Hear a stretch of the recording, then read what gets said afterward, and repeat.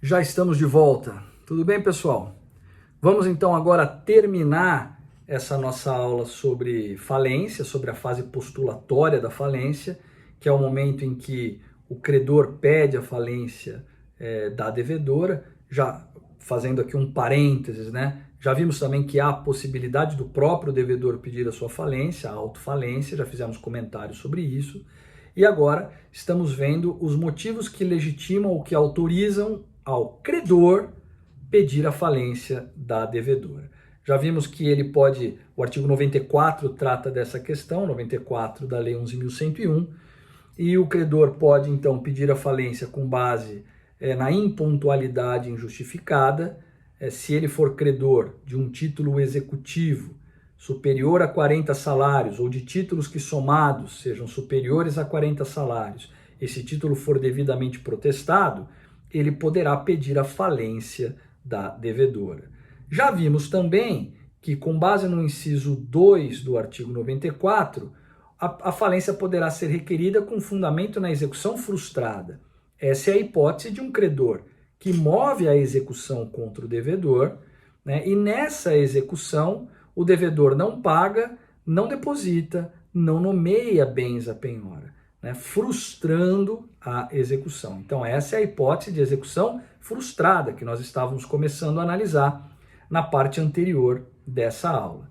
Nós já vimos, só para relembrar aqui e encaminhar o raciocínio, nós já vimos que nesse caso não há um valor de alçada, a execução de títulos de qualquer valor, se for frustrada, dará ensejo a pedido de falência, né? É o que diz a súmula 39 do TJ de São Paulo. Já vimos também, conforme a súmula 48 do TJ de São Paulo, que deverá o credor pedir a suspensão dessa execução para então pedir a falência do devedor com base na execução frustrada, né? Isso é um requisito que a jurisprudência tem exigido. Ele não pode prosseguir nas duas frentes, ele não pode prosseguir na execução e pedir a falência da devedora ao mesmo tempo. Ele tem que suspender a execução para então pedir a falência. Vamos dizer assim, ele diz, olha, aqui a execução está frustrada, nós não vamos prosseguir aqui, vou pedir a falência em ação própria, né? Ou a súmula 48 consolida esse entendimento jurisprudencial. E uma última observação sobre execução frustrada é a questão da tríplice omissão. O artigo, inciso 2, não, 94, inciso 2, exige que o sujeito intimado não deposite, não pague, não nomeie bens à penhora. Essa redação, que é de 2005, foi feita com base na redação anterior do Código de Processo Civil. Mas o Código de Processo Civil foi reformado em 2015, né? E o devedor ele não é mais intimado lá na execução por quantia certa para indicar, para nomear bens à penhora. Mas o pedido de falência por execução frustrada exige a comprovação desta tríplice omissão. Então, a partir de 2015, se torna importante para o credor que pretenda depois pedir a falência da devedora que na execução peça ao juiz que intime a devedora para indicar bens à penhora, né? Para que fique devidamente comprovada esta tríplice omissão.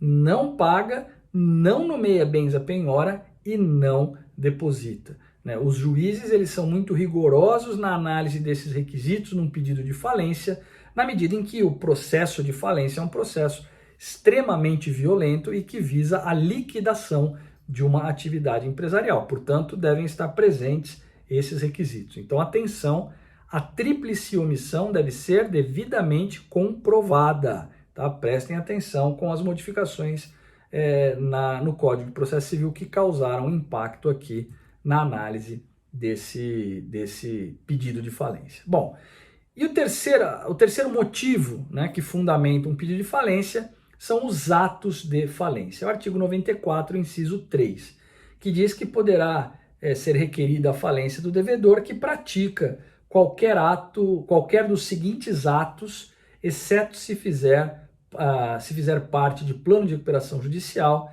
e são todos atos indicativos de liquidação ou de desaparecimento do patrimônio de forma a fraudar credores. Quais são esses atos de falência referidos lá no inciso 3º? Liquidação precipitada, negócio simulado, alienação irregular do estabelecimento comercial, transferência simulada do principal estabelecimento, constituição irregular de garantia real, abandono de estabelecimento e descumprimento do plano de recuperação judicial. Então veja que são todos motivos que indicam que o devedor está, vamos dizer assim, pretendendo fraudar o pagamento de seus credores. São práticas que indicam uma insolvência atual ou iminente com a intenção de prejudicar os credores. Uma hipótese bastante comum na prática é o sujeito que fecha as portas e some.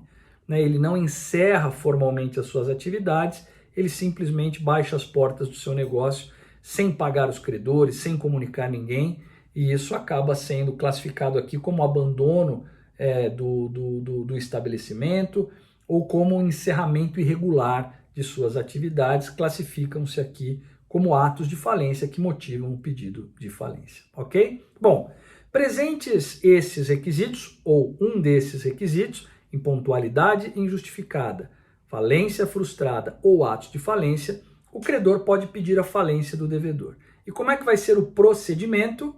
Bom, o devedor ele vai ser citado para apresentar resposta no prazo de 10 dias. 10 dias para apresentar resposta.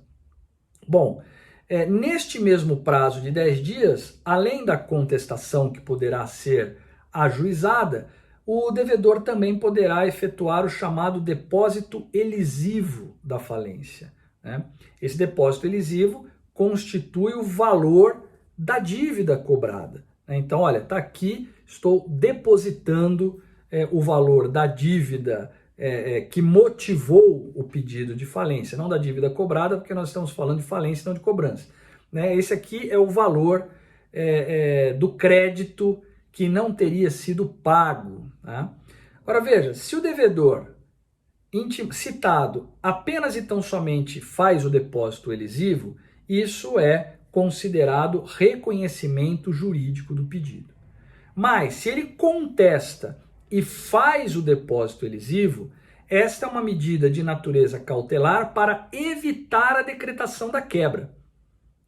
Ele apresenta a contestação dizendo, olha, não devo, não é assim, mas está aqui o valor depositado. O que ele está querendo garantir? Que não seja decretada a quebra, porque se depois o juiz entender que a contestação dele não deve ser acolhida, que a dívida existia e deveria ter sido paga, o valor do depósito elisivo, que está feito lá nos autos, impede a decretação da falência. E o juiz autoriza o levantamento daquele valor pela credora sem decretar a falência, tá bom?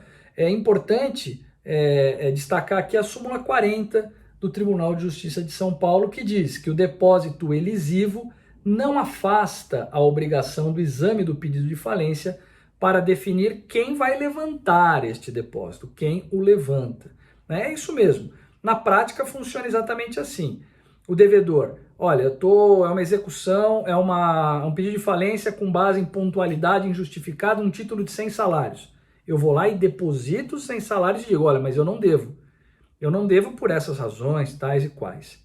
Se essas minhas razões forem acolhidas, será julgado improcedente o pedido de falência e eu, devedor, vou levantar aquele valor que eu coloquei ali no processo apenas para garantir que a falência não fosse decretada. Por outro lado, se o juiz entende que a minha contestação não tem cabimento, ele julga procedente o pedido de falência, mas não decreta a quebra, porque foi feito o depósito elisivo, e autoriza que este depósito seja levantado pelo credor, porque aquele valor é devido ao credor. Então, o depósito elisivo tem essa função importante no processo de falência.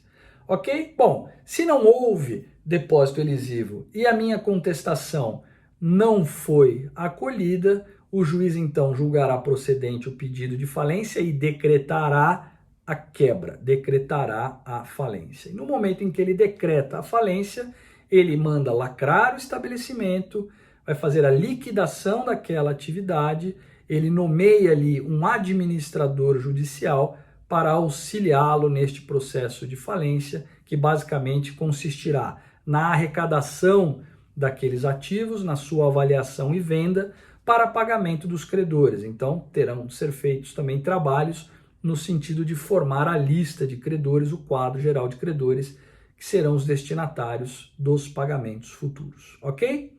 Então, essa é uma ideia geral dessa fase postulatória de falência.